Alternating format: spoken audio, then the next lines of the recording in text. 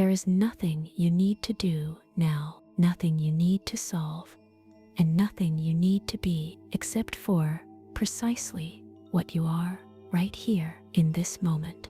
We are about to begin a journey, not with the thinking mind, but with the quiet, listening heart.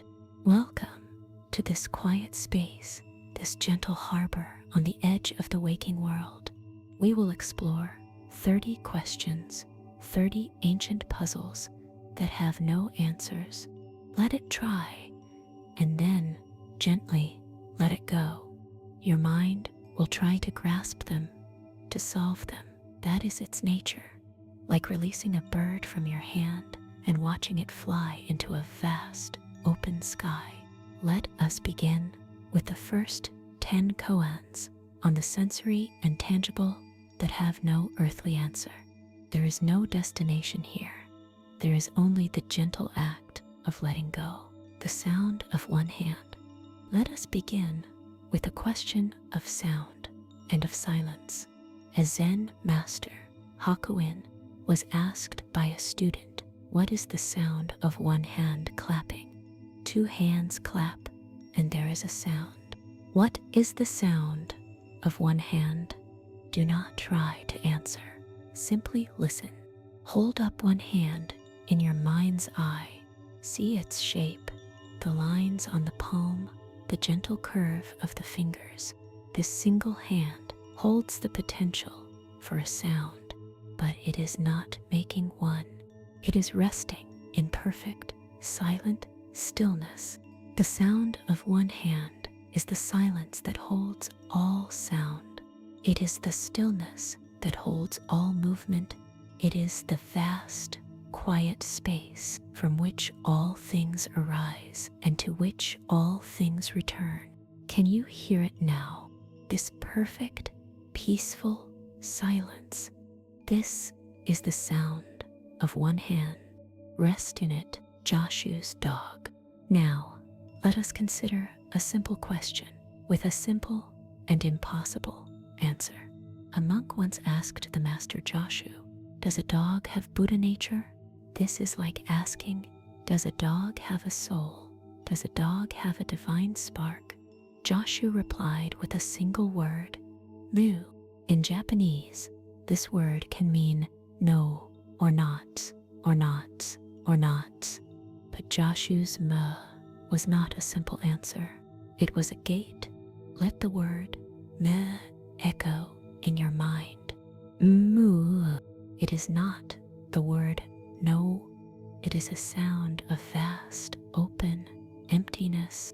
It is the sound of the void, the great mystery. When you ask the universe a question and the universe answers, mu, it is not rejecting your question.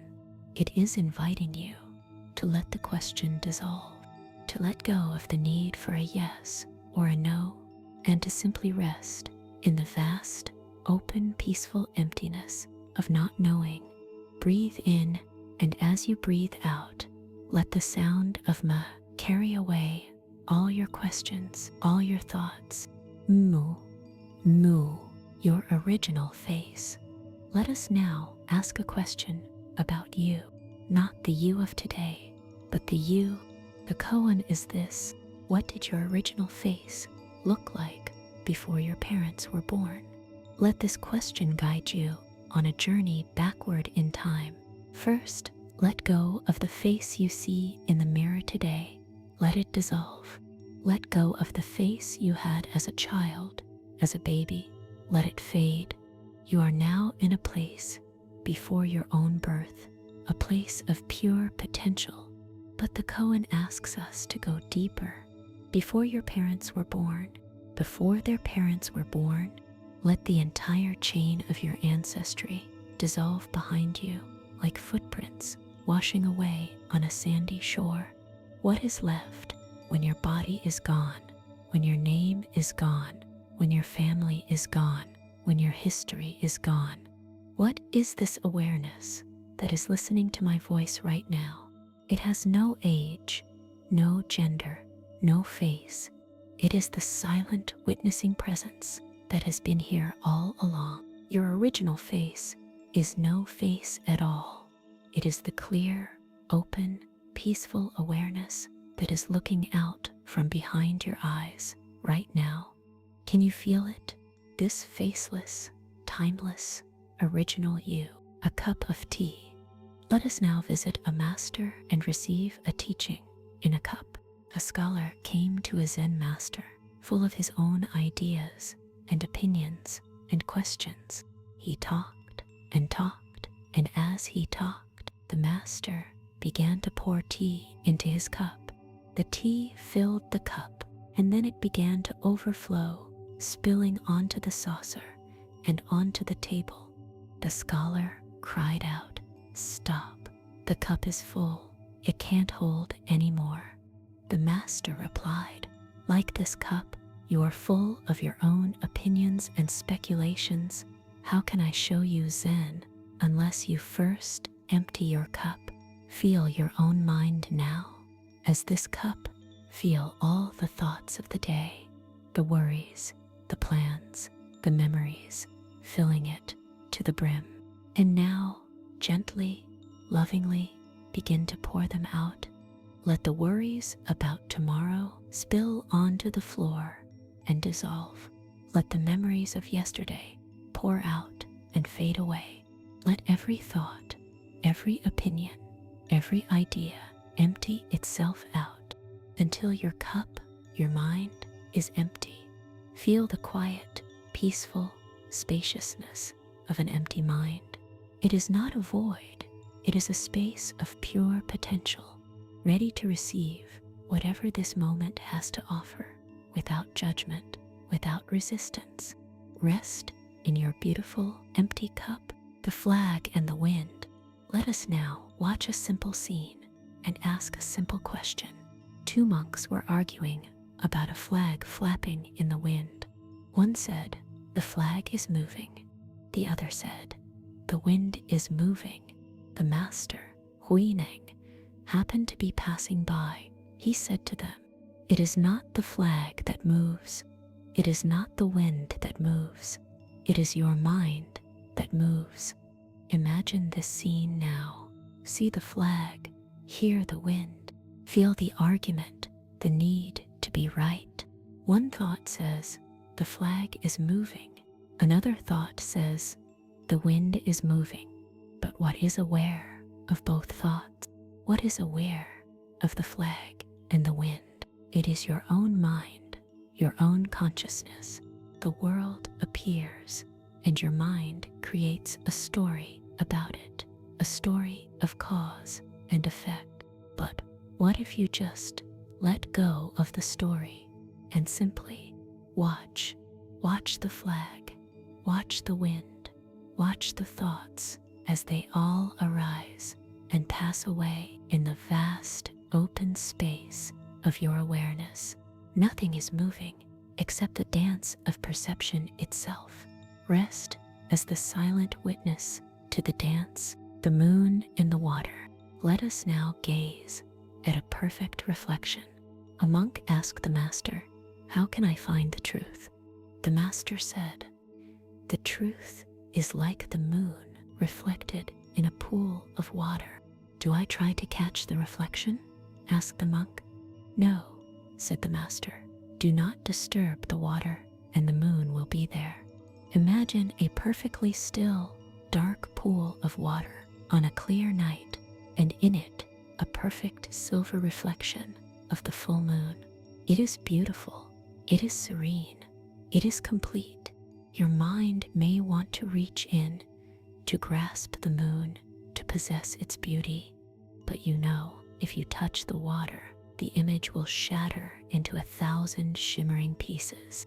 The truth, the peace, the enlightenment you seek is not something to be grasped. It is something to be allowed. The more you struggle, the more you stir the waters of your mind, the more the reflection is distorted. So, do nothing. Let the waters of your mind become still.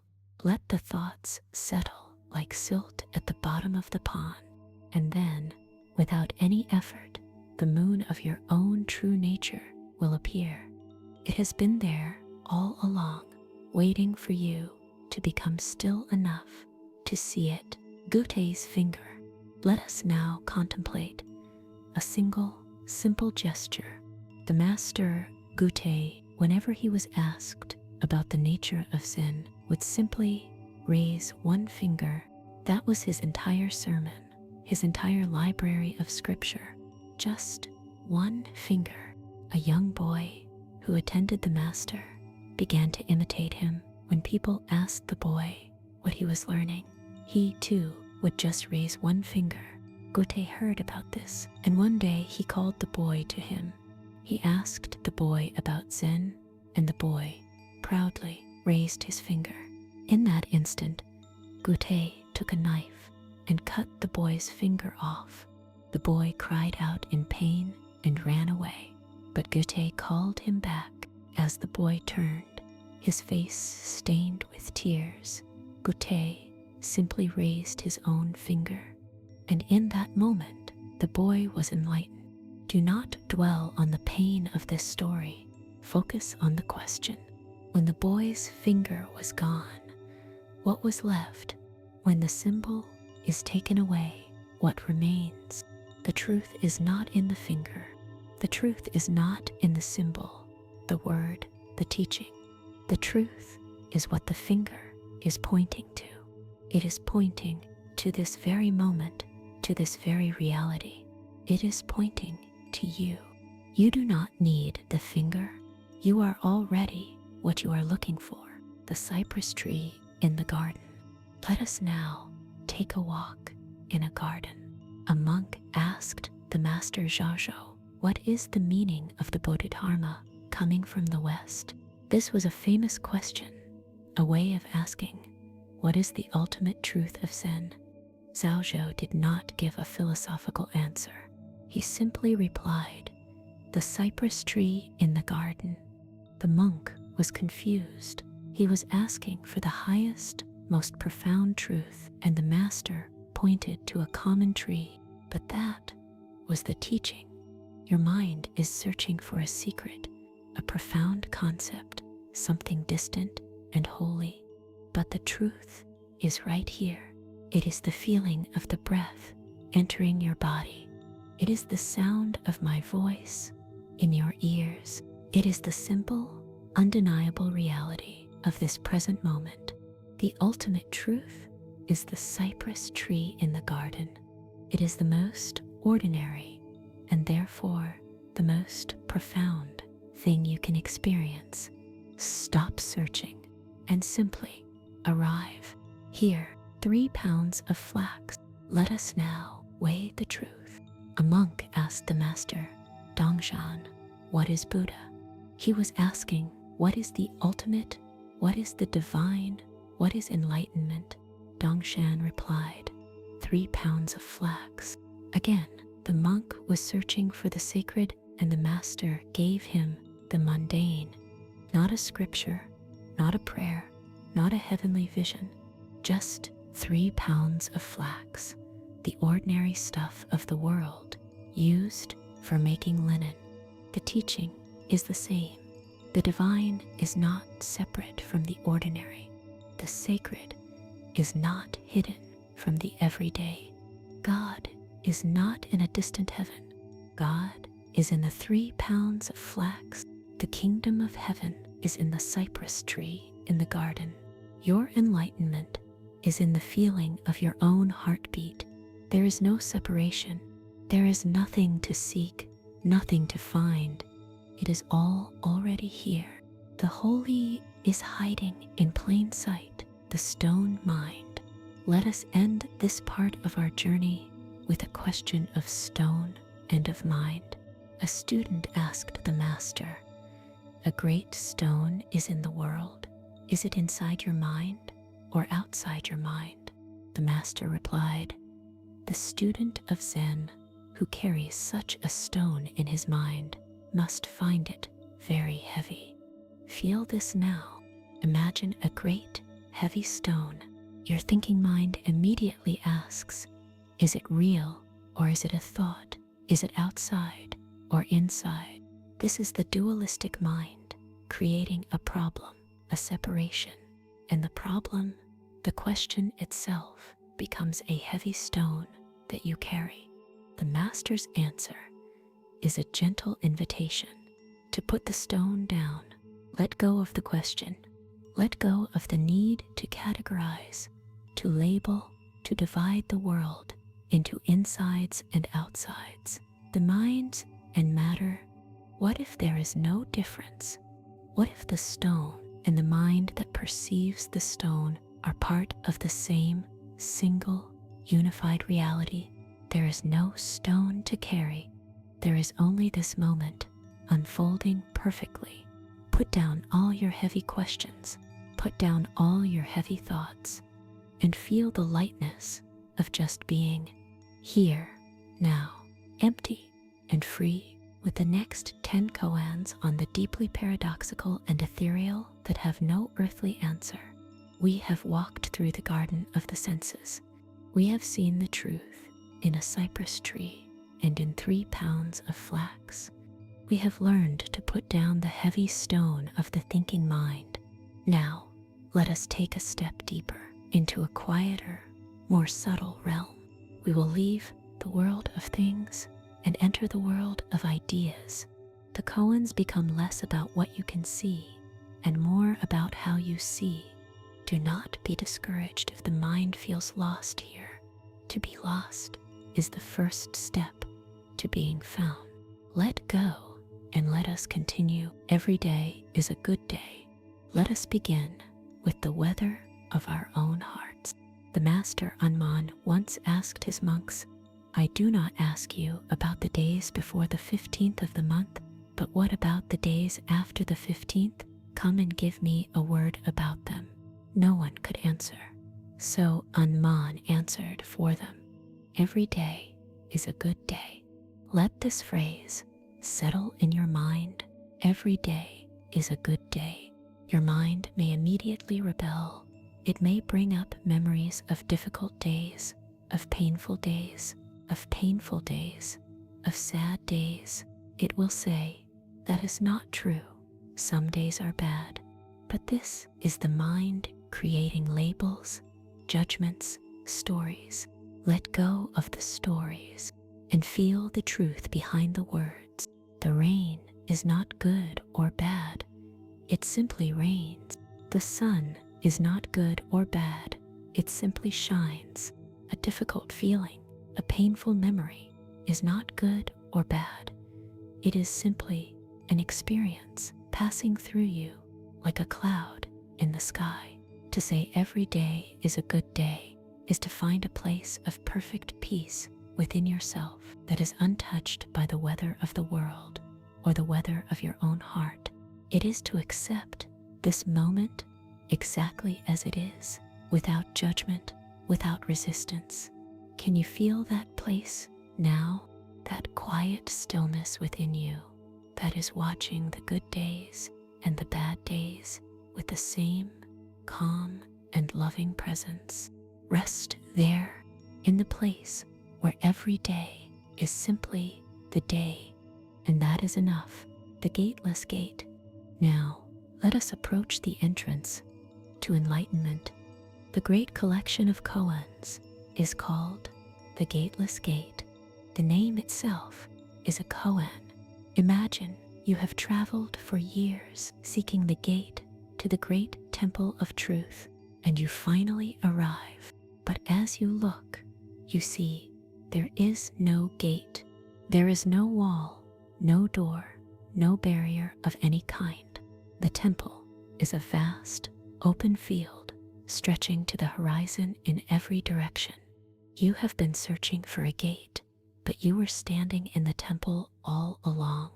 The path to enlightenment has no gate, because there is nothing to enter. You are already inside. The only gate is the one you have built in your own mind. The gate of I am not worthy. The gate of I do not understand enough. The gate of I will do it tomorrow. These are the gates that keep you searching, but they are illusions. Feel this now. Feel the absence of any barrier between you and perfect peace. There is no door to unlock, no wall to climb. There is only the gentle act of realizing you are already home. You have always been home. Rest in this vast, open, gateless field. You have arrived. No cold and heat. Let us now feel the temperature of reality. A monk asked the master, when cold and heat come, how can we escape them? The master replied, why not go to the place where there is no cold and heat? The monk asked, where is that place? The master said, when it is cold, let the cold kill you. When it is hot, let the heat kill you. This sounds like a terrible answer, a cruel teaching, but the master is not speaking of physical death. He is speaking of the death of resistance. When you feel the sensation of cold, your mind immediately creates a story. I don't like this. I want to be warm. This is bad. This story, this resistance is what truly makes you suffer. The master invites you to let the resistance die. When it is cold, just be cold. Feel the pure sensation of cold on your skin without the label, without the story. Become one with the cold. When it is hot, just be hot. Merge completely with the sensation. When you stop fighting reality, when you allow yourself to be completely one with the experience of the moment, you arrive at a place that the cold and heat cannot touch. You arrive at the place of pure awareness, which is neither hot nor cold. It is the silent witness to all sensation. Can you go there now? Let the cold of your worries kill the part of you that resists.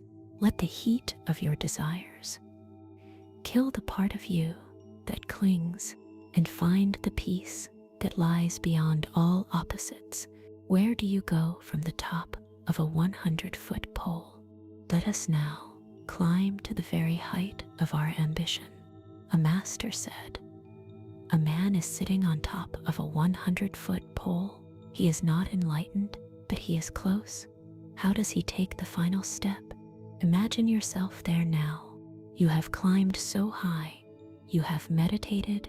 You have studied. You have purified your mind. You are at the very peak of your spiritual journey, sitting on top of a tall, thin pole. Below you is the world. Above you is the empty sky. There is nowhere else to climb. What do? The thinking mind will try to find a way up, another pole, a ladder to the heavens. But there is none. The final step is not a step up. The final step is to let go of the pole, to let go of the climbing, to let go of the very idea of progress, to simply step off into the empty air and to trust that the emptiness will hold you. This is the final surrender, letting go of the spiritual ambition itself, letting go of the one who is climbing, and realizing that you are not the climber, you are the sky. You are the vast, open awareness in which the pole and the climber and the whole world appears. Let go of your pole, whatever it may be. Let go and be free. The short staff. Let us now consider an object and the words we use for it. A master held up a short staff and said to his monks, if you call this a short staff, you are affirming it. If you do not call this a short staff, you are denying it. Now, without affirmation or denial, what do you call it? Feel the trap of this question. The mind wants to find a new word, a clever name, but any word, any concept will be an affirmation, a label. And to remain silent might be a denial, a refusal to engage. The master is showing the monks the prison of language. We think that by naming things, we understand them. We put the world into neat little boxes with neat little labels. but the thing itself is always more than the label. The reality is always beyond the word. So how do you answer? Perhaps you simply take the staff from the master's hand, or you bow, or you smile. You respond not with a concept, but with a direct, simple, and wordless action. You step out of the prison of language, and you meet reality as it is, before the mind has had a chance to name it. Can you feel that place? The world without any labels, pure, silent, and direct. Rest there, not thinking of not thinking. Let us now try to be still. A monk asked the master, "How does one think of not thinking?" The master replied, "Non-thinking." The monk asked, "How can one think of non-thinking?" The master said, "Beyond thinking." This is the paradox of meditation. The moment you try to stop your thoughts, you are thinking about stopping your thoughts. You are creating effort, struggle, a new kind of thinking. The master's answer points to a different way. Not thinking is not an action you can do. It is a state you can allow. It is like trying to make muddy water clear. If you stir it, it only gets murkier. But if you simply let it be, the mud will settle on its own and the water will become clear. Your mind is this muddy water. Do not try to force your thoughts to stop. Do not get angry at your mind for thinking. That is its nature. Simply watch the thoughts without grasping them, without judging them. Let them arise and let them pass like clouds in the sky. And in the spaces between the thoughts, the quiet, peaceful, effortless state of non-thinking. It is not a blankness. It is a spacious, alert, and peaceful presence. It is beyond the effort of thinking. Let go of the effort and let your mind settle all by itself. A buffalo passes through a window. Let us now imagine an impossible image.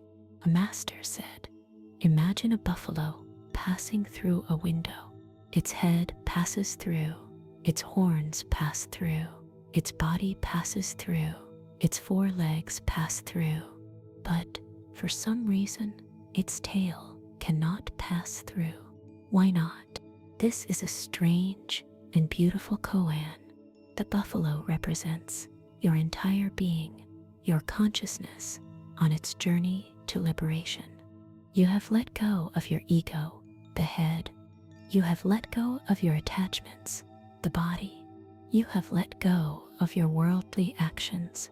Almost all of you has passed through the window into freedom, but one tiny thing remains. The tail. What is the tail? It is the smallest, most subtle, and final attachment. Perhaps it is the attachment to the idea of enlightenment itself. Perhaps it is the subtle pride of having come so far. Perhaps it is a tiny, lingering trace of the idea of a self that is becoming free. It is the last and most difficult thing to let go, because it is the one who is letting go. What is your tail? What is the one last tiny thing that keeps you from passing completely through the window? You do not need to know. Simply be aware that the tail is there, and one day, without any effort, it too will slip through. Basho's staff. Let us now consider the nature of existence. The master Basho told his monks, "If you have a staff, I will give you one. If you have no staff, I will take it away from you." This koan tears the logical mind in two. If you have a staff, why would the master give you one? You already have it. And if you have no staff, what is there for the master to take away? The master is playing with the concepts of having and not having. He is pointing to a reality that is beyond these opposites.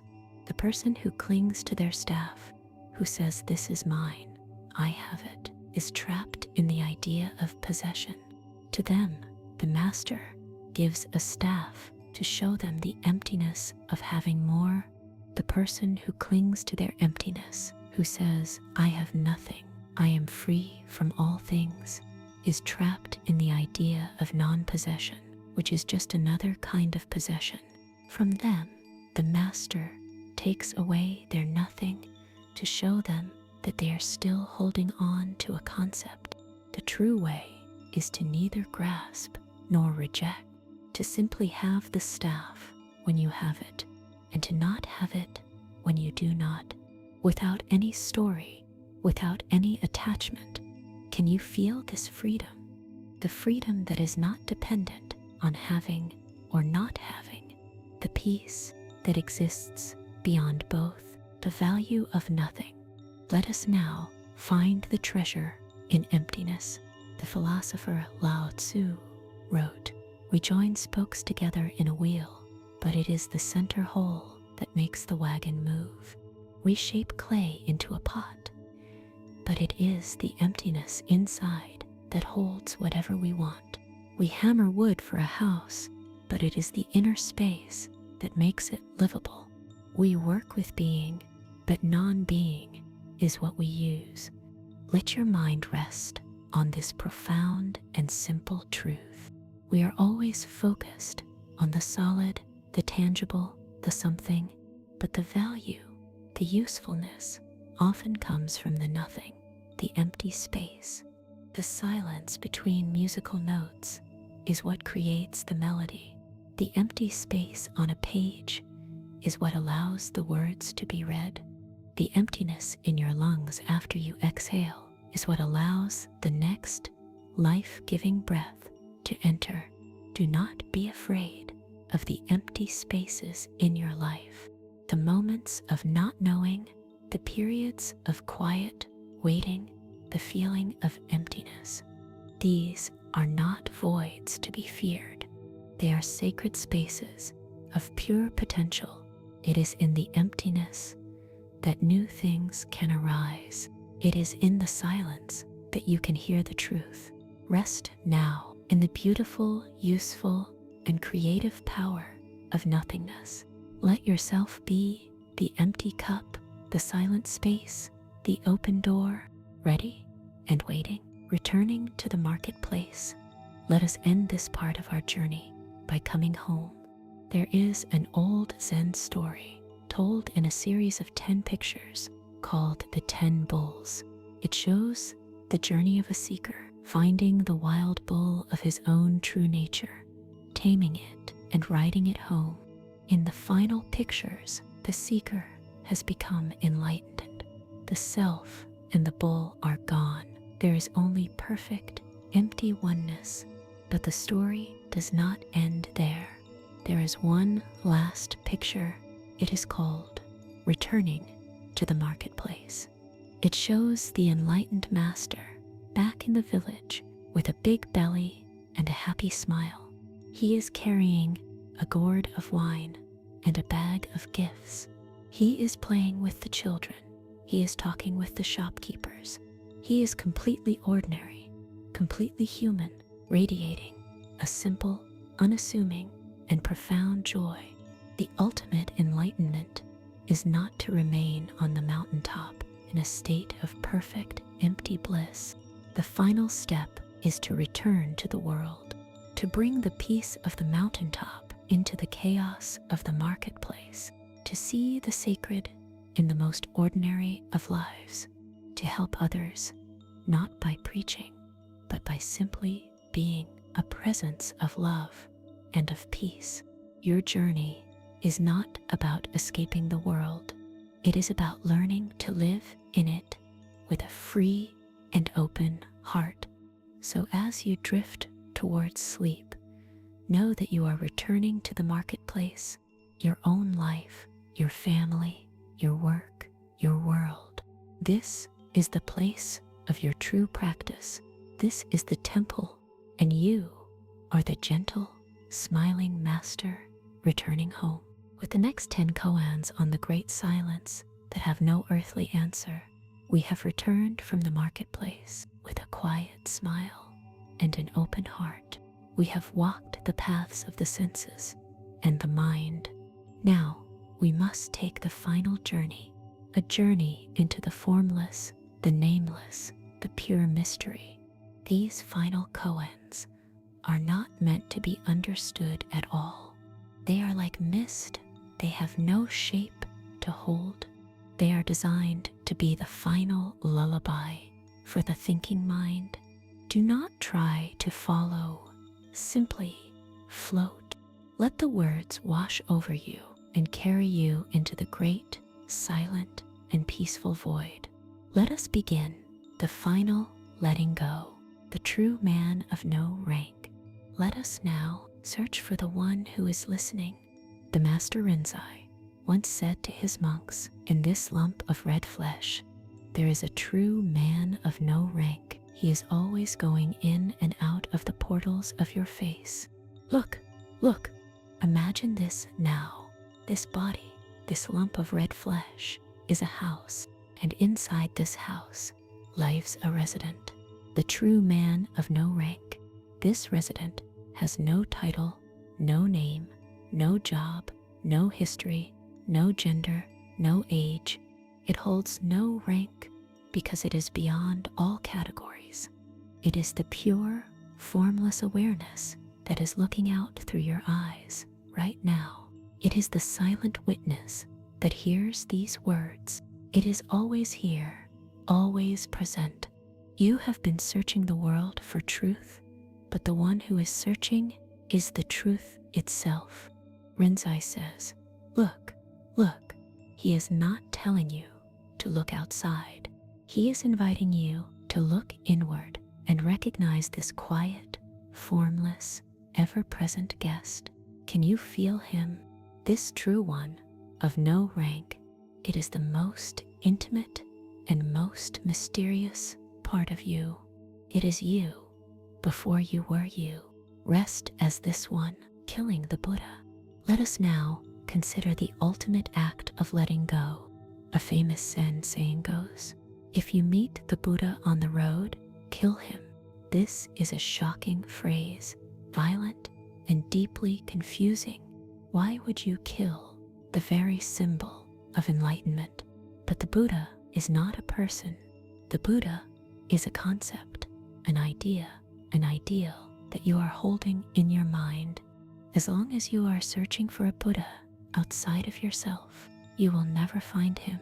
As long as you are clinging to a teacher, a teaching, a scripture, a statue, you are creating a separation between you and the truth. You are placing the Buddha on a pedestal, making him separate from and better than you. To kill the Buddha is to kill the concept. It is to destroy the idol in your own mind. It is the final, terrifying, and liberating act of letting go of all external authority and realizing that the Buddha you have been searching for is your own true nature. You must kill the Buddha on the road so you can find the Buddha in your own heart. Let go of all your teachers, all your concepts, all your ideas about what enlightenment is. Kill them gently and see what remains. Only you, pure, simple, and free. The sound of rain. Let us now listen to a simple sound in two different ways. The master was with two students as it began to rain. He asked them, what is the sound of that rain?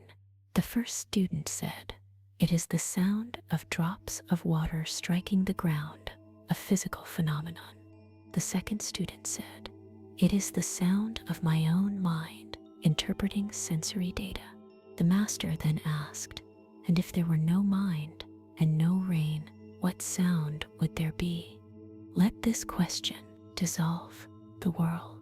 The first student sees an objective world outside of himself. The second student sees a subjective world created by his own mind. But the master points to a place beyond both, a place where there is no inside and no outside, a place where the rain and the mind that hears the rain are not two separate things. They are one single unfolding event. The sound of rain is just the sound of rain. It is not a story about physics or a story about perception. It is a direct, immediate, and mysterious experience.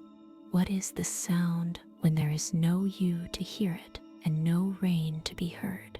There is only the hearing, the pure, sourceless, ownerless experience.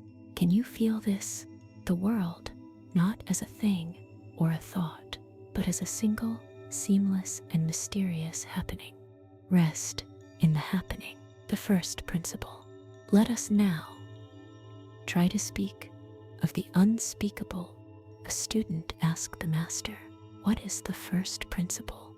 He was asking, what is the ultimate truth, the foundational reality, the source of all things? The master remained silent. The student asked again.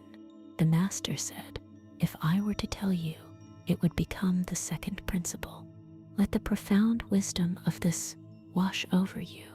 The moment you put a name to the ultimate truth, it is no longer the ultimate truth.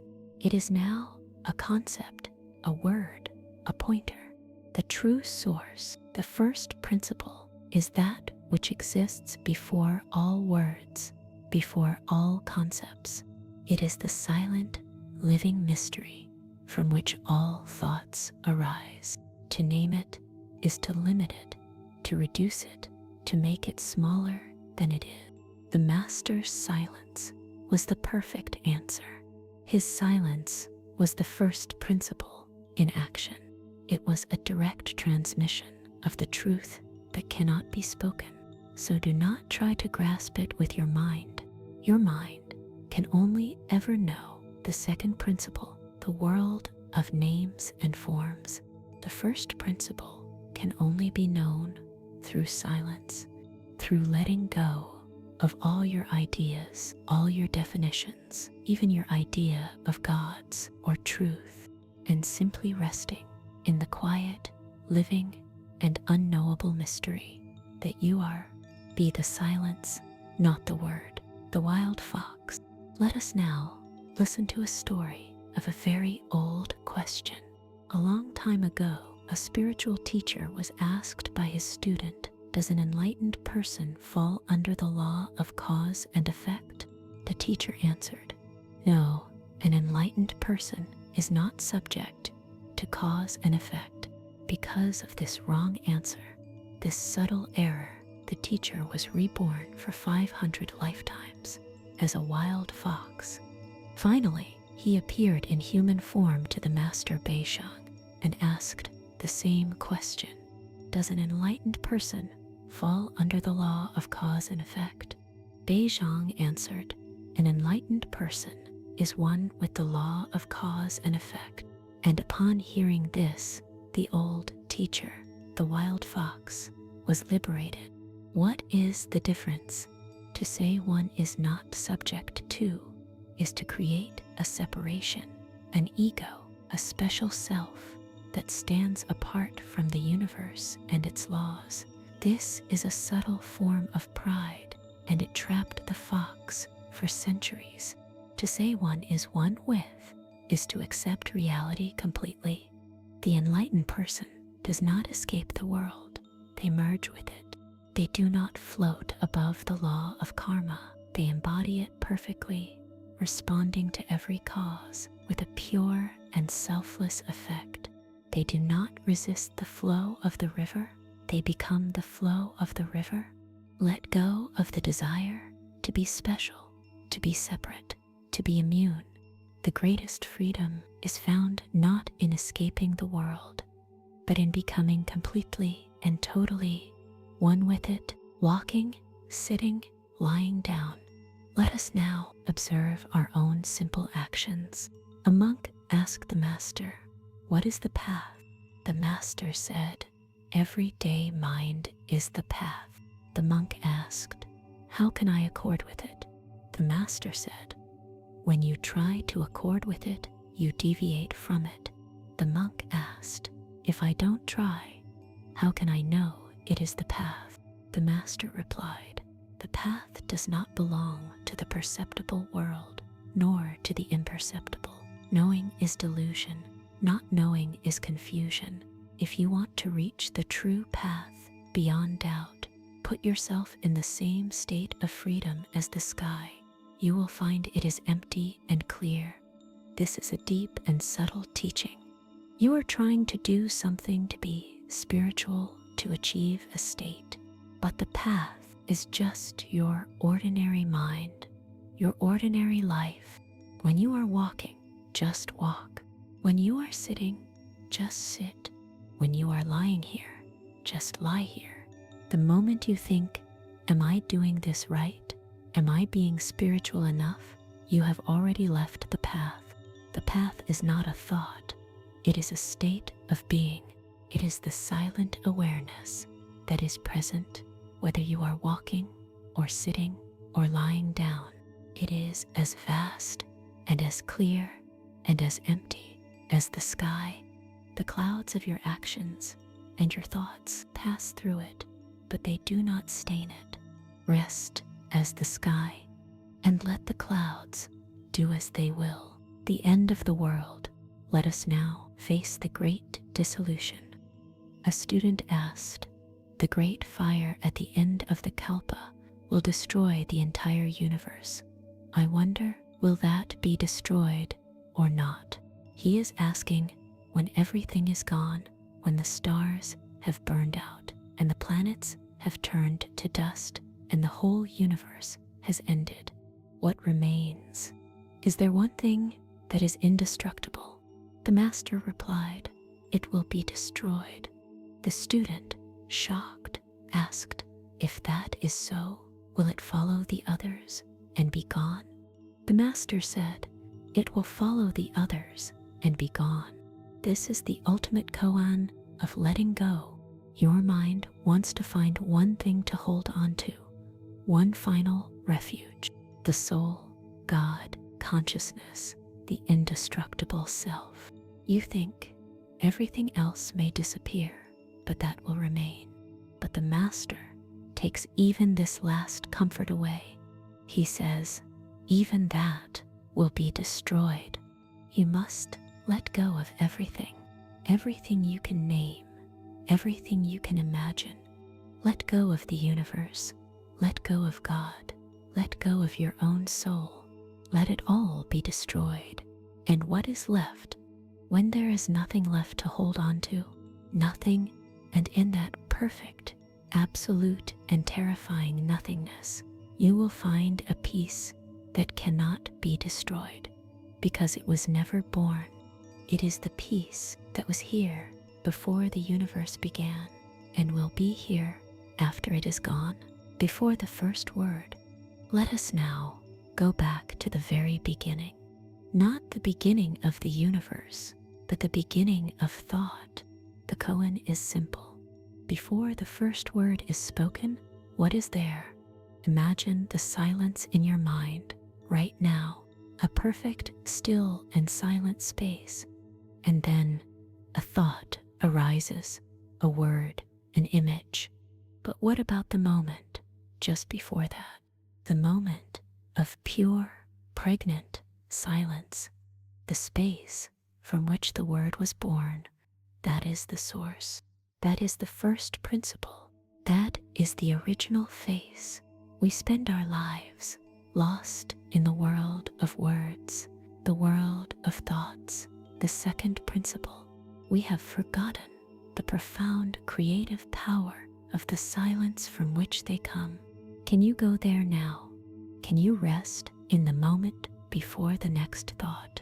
Can you feel the spaciousness, the potential, the pure being that exists before the first word? This silence is your true home.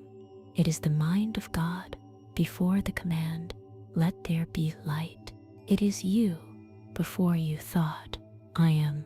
Rest in this sacred preverbal silence. Nansen's cat. Let us now consider a difficult story about a choice. The monks of the eastern and western halls were arguing over a cat. Each group claimed it. The master, Nansen, seeing the argument, grabbed the cat, held it up, and said, "If any of you can say a true word, you can save this cat."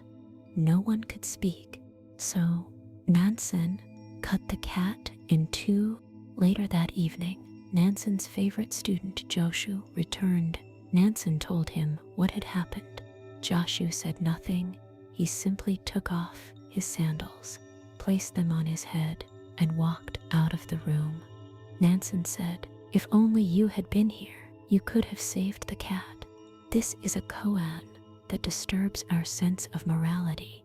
Why would a master kill a cat? Nansen was not being cruel. He was showing the monks the terrible consequence of their dualistic thinking. Their argument, their clinging to mine versus yours, their inability to speak a true non-dualistic word is what killed the cat. Their attachment created the violence. And Joshu's response, what was it? It was a wordless, absurd, and perfect action.